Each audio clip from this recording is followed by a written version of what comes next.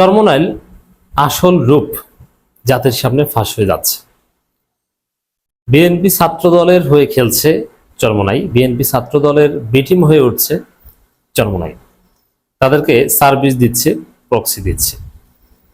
দর্শক, আপনারা দেখছেন যে বাংলাদেশে একটা অস্থিরতা শুরু হয়ে গেছে। এই অস্থিরতার পেছনে অবশ্য বিএনপি সরকারের 12টা বাজানোর ডিপ স্টেট এবং বিদেশি দেশি গোয়েন্দা সংস্থার খেলা রয়েছে। কারণ বিএনপি সরকার যেহেতু একটা নরবরে ধনছে সরকার, এদেরকে ফেলে দেওয়া ওয়ান টুর ব্যাপার। এদেরকে ফেলে দিয়ে আওয়ামী লীগকে রিপেট্রিয়েট করা, আওয়ামী লীগকে সংসদে আইন করে নিষিদ্ধ করা হয়েছে, এরকম অনেক বিষয় আছে। অতএব বিএনপি সরকারকে অনেকেই ফেলে দিতে চাইবে। সেই হিসাবে ওই ষড়যন্ত্রের অংশ হিসাবে বাংলাদেশের রাজনীতি অস্থির হয়ে উঠেছে। যদিও এর পুরো দায় বিএনপি। তারেক জিয়া নিজেই দেখেন এটা কিভাবে করছে, এটা তারেক জিয়া বুঝতে পারছেন না। কোনো না কোনো গোষ্ঠী তারেক জিয়ার মাধ্যমে গুপ্ত গুপ্ত ন্যারেটিভ এস্টাবলিশ করেছেন, প্রচার করিয়েছে। তারেক জিয়া নিজে এটা প্রচার করেছে।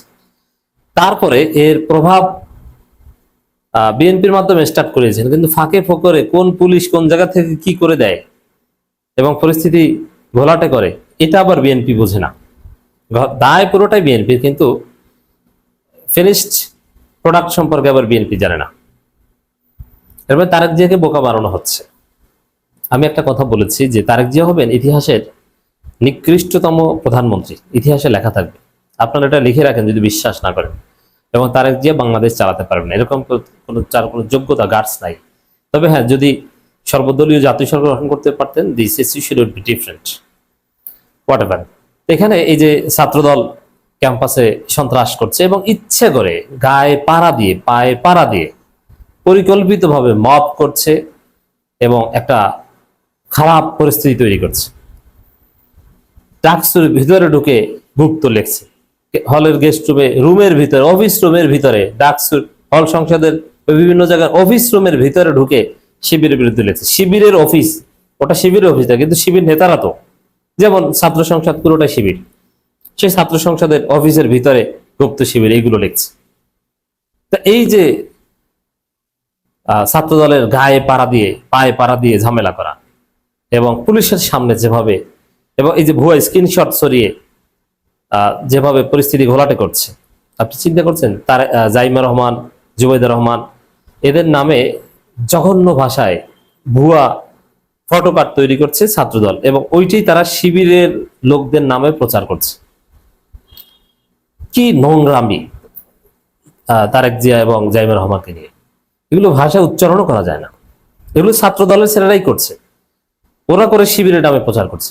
শিবিরের লোগো ব্যবহার করে ভুয়া আইডি খুলছে ছাত্রদল, বট আইডি চালাচ্ছে এবং সেখান থেকে ভুয়া পোস্ট দিয়ে পরিস্থিতি ঘোলাটে করার চেষ্টা করছে। এই কাজ ছাত্রদলের মায়েত করত এবং আবিদরা এগুলো প্যাট্রোনাইজ করে। এবং ছাত্রদলের নেতাদের সবার মোবাইল চেক করলে দেখবেন তাদের আইডির আন্ডারে অনেকগুলো পেজ আছে।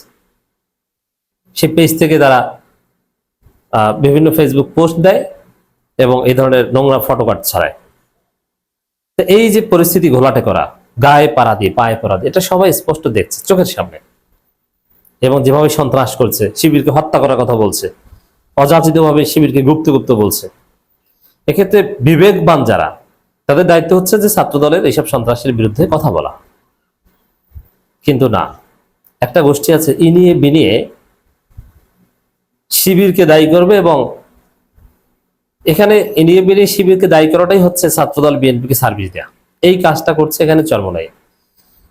চরমোনাইয়ের ছাত্র সংগঠন তারা বিক্ষোভ মিছিল করেছে, নিরাপদ শিক্ষাঙ্গন নিশ্চিতে সন্ত্রাসীদের না বলুন।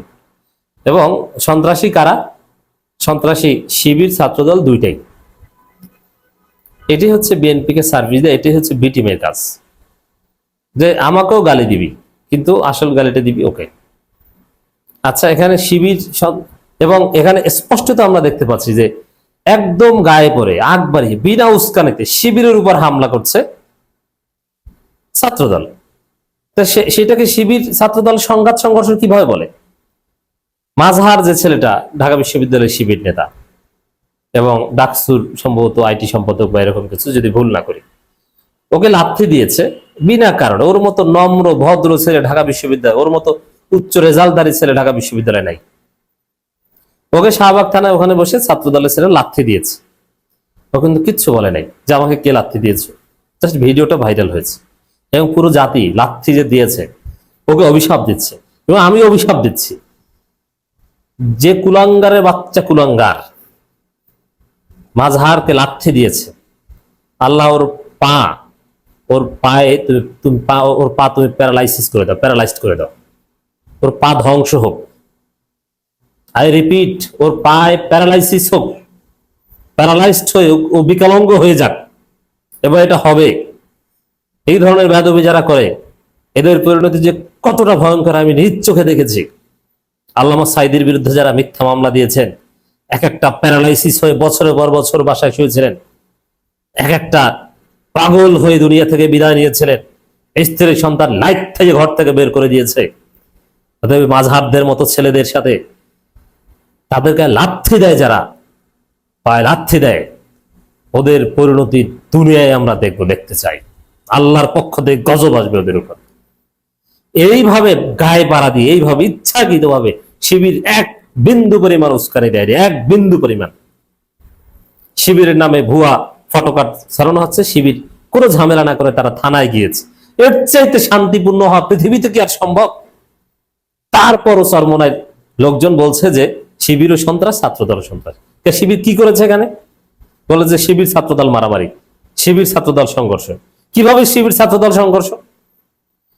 বিষয়টা হচ্ছে শিবিরের উপর ছাত্রদলের সন্ত্রাসী হামলা, আর মিছিল করে চরমোনাইর লোকজন বলছে যে শিবির সন্ত্রাস, ছাত্রদলের সন্ত্রাস। শিবিরকেও থামতে হবে। কেন? শিবির কি করেছে? কোথায় শিবির কি করেছে? আপনি কোথায় পেয়েছেন? শিবির আগ বাড়িয়ে ঝামেলা করেছে কোথায়? শিবিরের পোস্টার ছিঁড়ে ফেলে, শিবিরের দেয়াল লিখন নষ্ট করে ফেলে, শিবির প্রিন্সিপালের কাছে বিচার দিতে যায়, শিবির থানায় বিচার দিতে যায়। এরপরও বলবেন যে শিবির ঝামেলা করে? তাহলে শিবির কি করবে? কি করলে আপনারা বলবেন যে না, ছাত্রদল হামলা করেছে, এখানে শিবির কিছু না, শিবির জাস্ট ভিকটিম, মজলুম? এটা কি করলে বলবেন? শিবির যদি মাটির নিচে লুকিয়ে থাকে তাহলে বলবেন নাকি?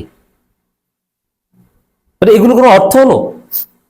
এই চরমোনাইর লোকজনের ন্যারেটিভ এটাই যে শিবিরের সন্ত্রাস, ছাত্রলীগের সন্ত্রাস। আরো কিছু, ওই যে মাহফুজ জি আছে না, একটা সাবেক উপদেষ্টা, এক গর্ধব গাধা, মানে ও হতাশাগ্রস্ত। এই মাহফুজও কিন্তু পাগল হয়ে যাবে। ওর এখন টাকা পয়সা তেমন একটা নাই, অবশ্য ভাইটি আছে বিদেশে, কিন্তু সাবেক উপদেষ্টা হিসেবে যেরকম একটা ভাবের জীবন, কোথাও মুখ দেখাতে পারে না, ফেসবুক পোস্ট দিলে ওটা চারানার দাম নাই, এবং কেউ কোথাও ডাকে না। একজন সাবেক উপদেষ্টা কেউ ডেকে একটু চেয়ারেও বসতে দেয় না। এই মাহফুজ এবং তার কিছু 4-5 জন অনুসারী আছে ফেসবুক ছাড়া, এরা বলে যে শিবিরের সন্ত্রাস, ছাত্রদলের সন্ত্রাস, আর চরমোনাই বলে। বুঝতে পারছেন শয়তানি কত প্রকার, কি কি চরমোনাই এটা করছে। ইসলামী ছাত্র আন্দোলন কেন্দ্রীয় সভাপতি মুনতাসির মাহমুদ বলেছেন, আহমেদ, বিশ্বের নানা প্রান্তে আধিপত্য বিস্তারের লক্ষ্যে যুদ্ধ চলছে, আর বাংলাদেশে চলছে ছাত্রদল ছাত্র শিবির যুদ্ধ। ছাত্র শিবির যুদ্ধ করেছে কোথায়? আপনি এটা কোথাও দেখেছেন? ছাত্রদলের সন্ত্রাসী হামলা শিবিরের উপর, এই হক কথা বলতে পারেন না আপনারা বিএনপির দালাল। চরমোনাই বড় দল হিসেবে বিএনপির দালাল, আর সেই দালালের বাচ্চা হচ্ছেন আপনারা। এই কারণে আপনারা হক কথা বলতে পারছেন না। এবং মানে মূল কথা এটাই যে এরা সবাই সন্ত্রাসী, এদেরকে বর্জন করতে হবে। এটা হচ্ছে রাজনৈতিক শয়তানি, এই ধরনের কথাবার্তা।